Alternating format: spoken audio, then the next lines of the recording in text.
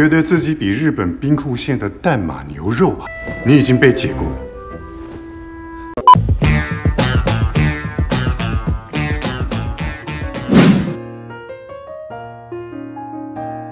Horosle, assalamualaikum warahmatullahi wabarakatuh.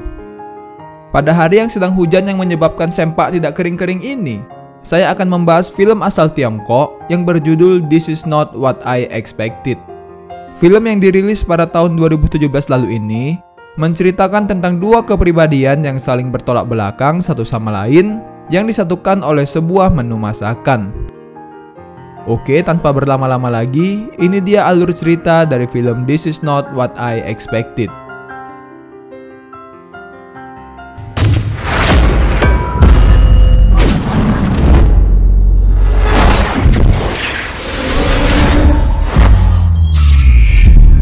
All around you.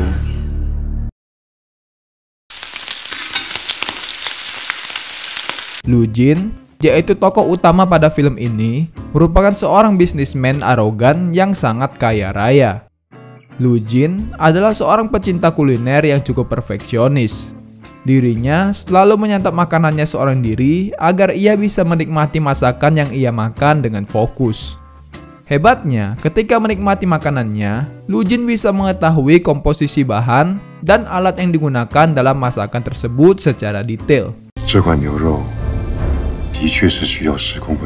Bahkan, saking menikmatinya, Lu Jin sanggup memecat bawahannya hanya karena bawahannya menyela Lu Jin saat sedang makan.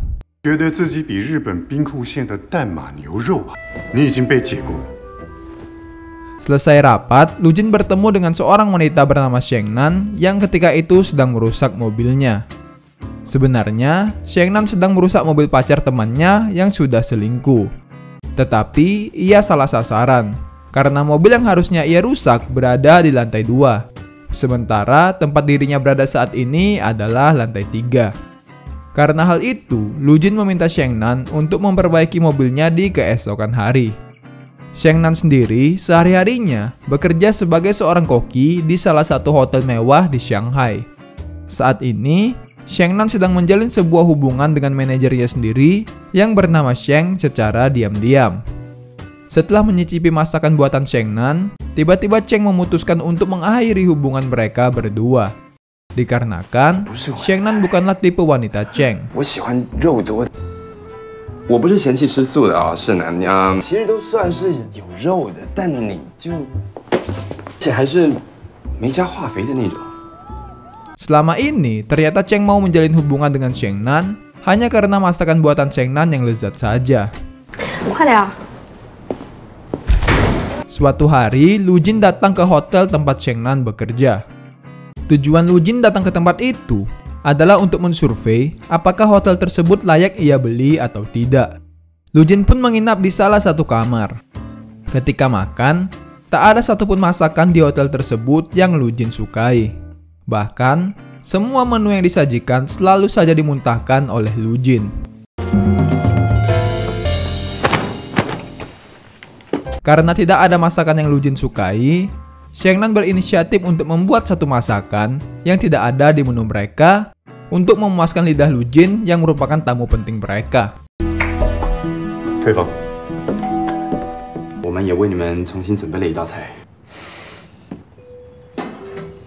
Sesuai dugaan, spaghetti buatan Sheng Nan benar-benar sangat disukai oleh Lu Jin hingga ia menyantapnya sampai tak tersisa sedikit pun.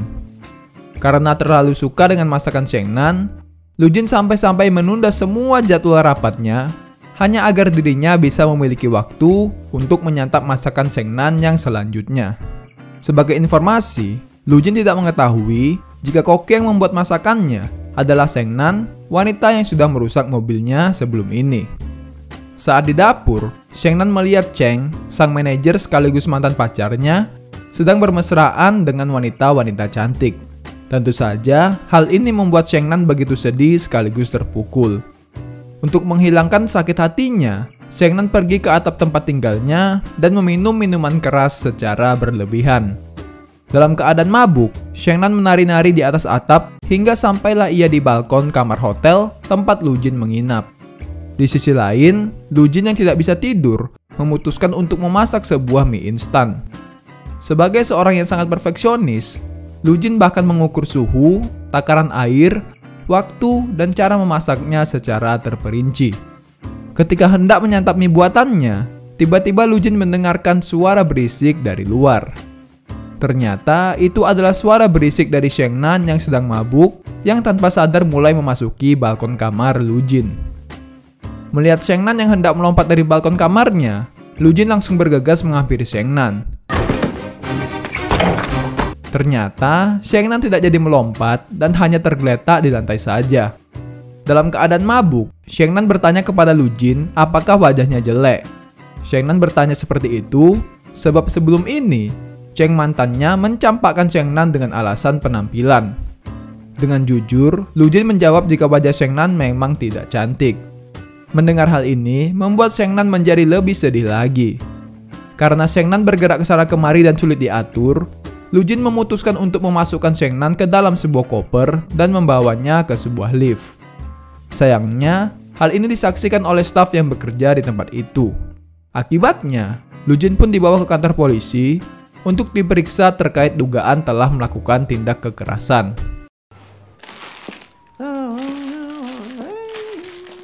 Ni干嘛？不能放调理包，先煮面。 Lu Jin yang merupakan seorang perfeksionis tidak tahan melihat salah seorang polisi yang memasak mie instan tidak sesuai prosedurnya. 好，可以了，把水倒掉，赶快搅拌，焖满喽。可以了。 Seusai menerima masukan dari Lu Jin, polisi itu pun memujinya sebab mie instan yang ia makan rasanya menjadi jauh lebih enak dari sebelumnya. 哎，你干嘛？回去坐好。 Kemudian, asisten Lu Jin yang bernama Meng dan teman Sheng Nan yang bernama Shu datang ke kantor polisi untuk membebaskan teman mereka. 不，我并不觉得我30岁年轻有为还单身是一种，我是这个项目的负责人。你是不是已经看出来我在假装打电话？ 招数不错。 Sekedar mengingatkan, Shu adalah orang yang meminta Sheng Nan untuk merusak mobil pacarnya yang telah diselingkuh sebelum ini. Di luar kantor, Shu dan Sheng Nan meminta maaf kepada Lu Jin atas kesalahan mereka. Namun Lu Jin menolaknya.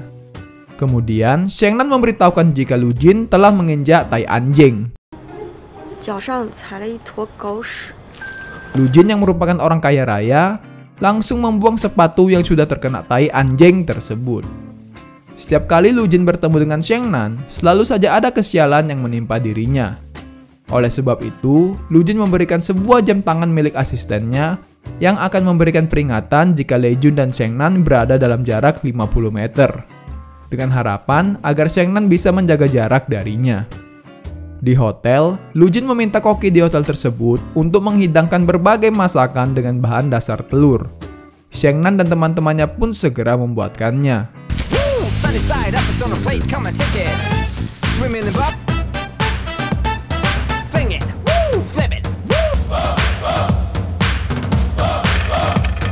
Karena sangat menikmati hidangannya, Lu Jin menitipkan sebuah catatan untuk Sheng Nan. Seusai membaca catatan itu, Sheng Nan tampak sangat senang. Sebab, Lu Jin mengetahui makna di balik masakan yang ia buat. Sejak saat itu, Sheng Nan mulai tertarik dengan orang yang menyantap masakannya. Namun sayangnya, Sheng Nan baru mengetahui jika orang yang selama ini menyantap masakannya adalah Lu Jin, orang yang selalu saja terlibat kekacauan dengannya. Setelah mengetahui hal itu, Sheng Nan pun mencoba menghindari Lu Jin. 那陆总连深更半夜把一个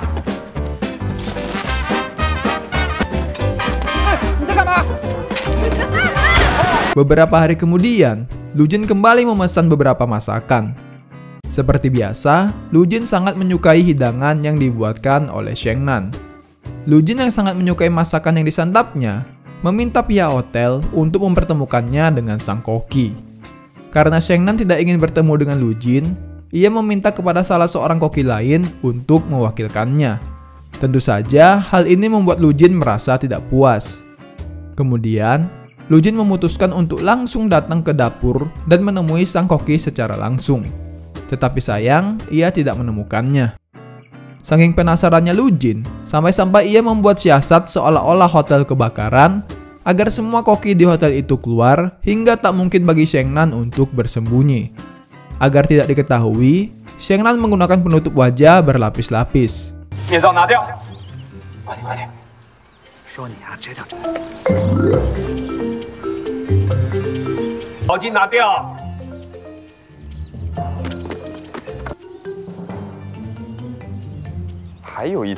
Meski begitu, namun pada akhirnya Lu Jin menyadari jika koki yang selama ini ia cari adalah Sheng Nan.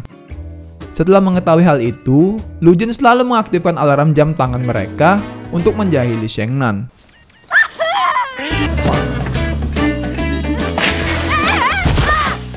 Malam harinya, Lu Jin datang menemui Sheng Nan di dapur hotel.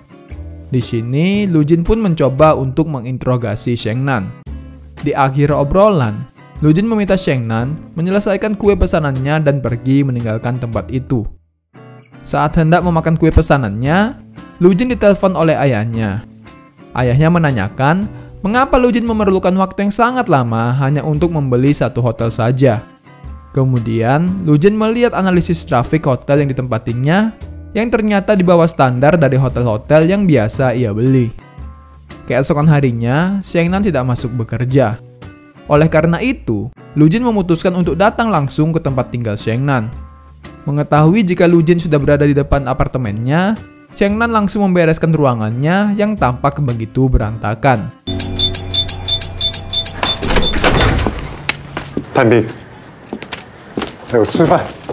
Tak lama kemudian, Lu Jin masuk dan menyiapkan meja makan untuk dirinya sendiri, serta meminta Sheng Nan untuk segera membuat masakan untuk dirinya. Kampretnya, Lu Jin tidak mengizinkan Sheng Nan makan bersamanya, sehingga Sheng Nan makan di pojokan dapur seolah dirinya lah yang sedang menumpang. Ketika makan, Lu Jin dan Sheng Nan sedikit berbicara tentang pendapat mereka pribadi dalam memandang sebuah makanan.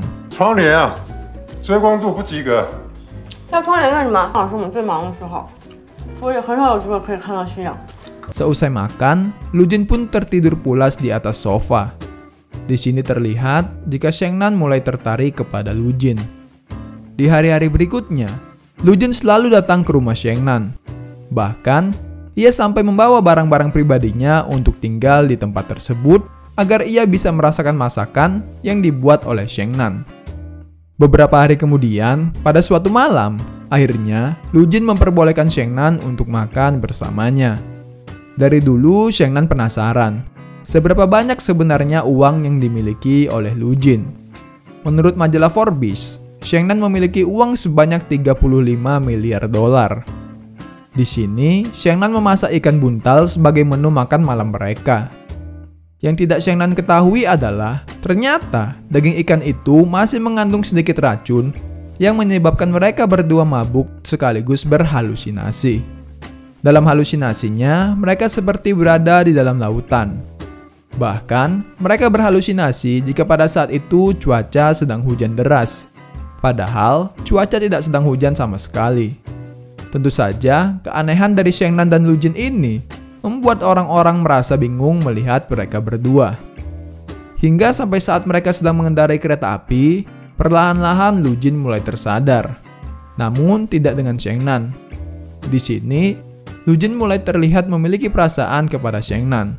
Lu Jin yang tadinya arogan, perlahan-lahan mulai melunak. Setelah itu, Lu Jin mengantarkan Sheng Nan ke kamarnya agar Sheng Nan bisa beristirahat. Keesokan paginya, Sheng Nan membuatkan sebuah makanan spesial khusus untuk Lu Jin. Setelah selesai, Sheng Nan langsung mengantarkan makanan itu ke kamar tempat Lu Jin menginap. Namun, Lu Jin tidak berada di tempat itu. Shu, teman Sheng Nan yang memiliki hubungan dengan Meng, asisten Lu Jin, mengantarkan mereka ke tempat Lu Jin tinggal. Tak diduga, ternyata Lu Jin memiliki wanita lain sebagai koki pribadinya selain Sheng Nan. Sheng Nan pun merasa kesal karena ternyata ia bukanlah satu-satunya.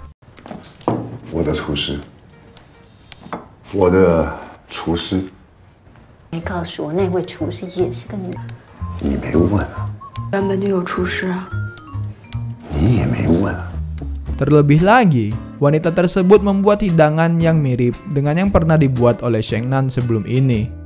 Wanita itu sudah 7 tahun lamanya telah menjadi koki pribadi Lu Jin. Tentu saja hal itu membuat Sheng-nan semakin marah dan pergi meninggalkan tempat itu. Di perjalanan pulang, Sheng-nan mengungkapkan rasa cemburunya terhadap koki tersebut kepada Shu. Keesokan harinya, koki pribadi Lu Jin datang menemui Sheng-nan ke tempat kerjanya. Karena nama wanita itu tidak diketahui, maka akan saya panggil dengan Sutejo. Sutejo mengatakan jika koki pemula seperti Sheng-nan tidak pantas memasak untuk Lu Jin. Lu Jin sendiri seharusnya sekarang sudah berada di Swiss untuk mengakuisisi hotel mewah di sana. Namun entah kenapa, Lu Jin malah masih tetap tinggal di Shanghai hingga hari ini. Untuk itu, Sutejo menawarkan kepada Sheng-nan agar Sheng-nan membuat masakan untuk Lu Jin pada hari Sabtu dan Minggu, sementara Senin sampai Jumat, Sutejo lah yang memasak. Sheng-nan pun sangat marah mendengar hal ini.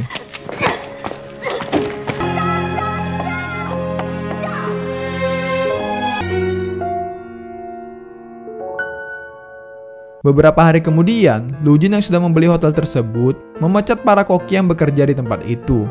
Dengan alasan mereka semua tidak memenuhi kualifikasi. Sebab Lu Jin berencana untuk menaikkan standar hotel tersebut menjadi standar internasional.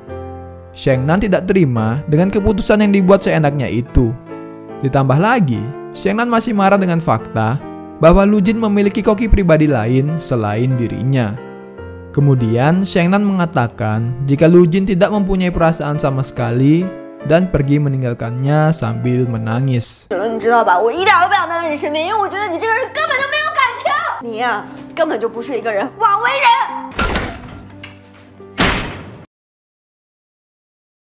Semenjak saat itu, Lu Jin tak lagi bertemu dengan Sheng-nan.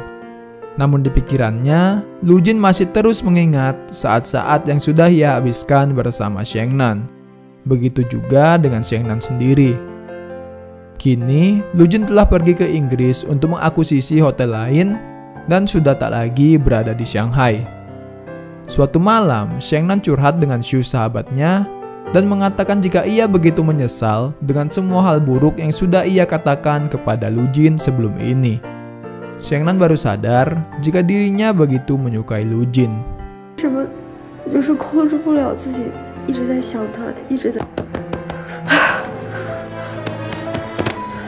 Di London kantor Lu Jin, untuk pertama kalinya, Lu Jin meminta Sutejo koki pribadinya untuk menemaninya makan. Namun Sutejo menolak. Sebab selama ini, Sutejo selalu membuat masakan yang hanya cukup untuk satu orang saja.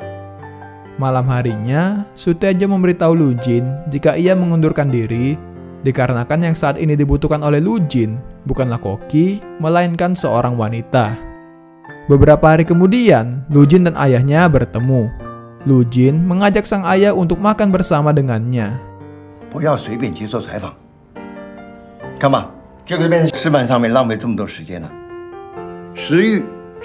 Ternyata, diri Lu Jin yang sekarang selalu tampak arogan adalah hasil didikan dari sang ayah.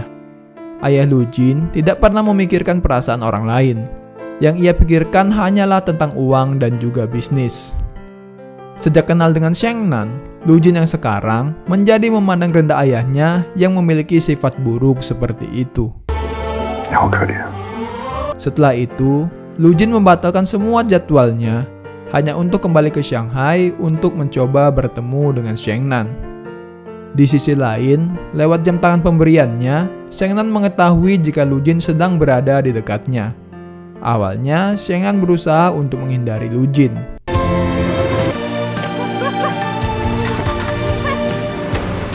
Kemudian, Sheng-nan pergi ke sebuah pasar untuk bersembunyi. Lu Jin pun mencoba menyusulnya. Sesampainya di pasar, Lu Jin menggunakan sebuah pengeras suara untuk meminta Sheng-nan keluar. Karena Sheng-nan tak kunjung keluar, Lu Jin menggunakan jam tangannya untuk mencari keberadaan Sheng-nan. Ternyata, Sheng-nan telah meninggalkan jam pemberian Lu Jin di leher anjingnya. Untuk bisa menemukan Sheng-nan, Lu Jin meminta anjingnya untuk menunjukkan jalan.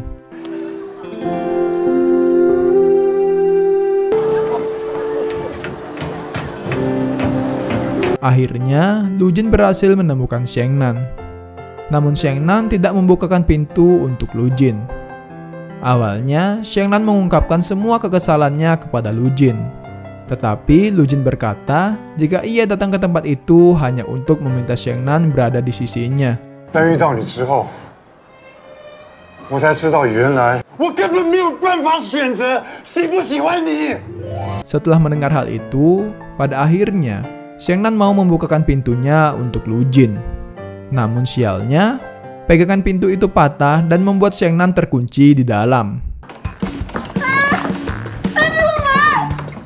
Setelah Xiangnan berhasil keluar, Lu Jin mengajak Xiangnan untuk pergi ke apartemen tempat tinggal Xiangnan.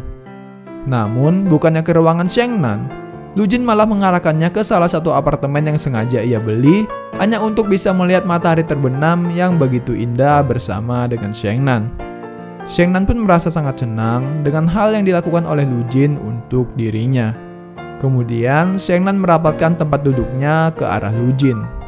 Lalu, film pun ditutup dengan memperlihatkan tangan mereka yang saling menggenggam satu sama lain.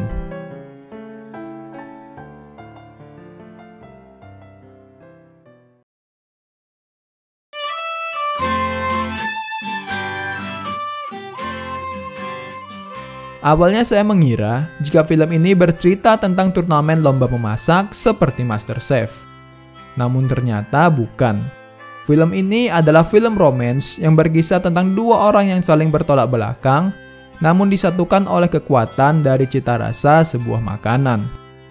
Pelajaran yang bisa kita petik dari film ini adalah ternyata uang bukanlah segalanya.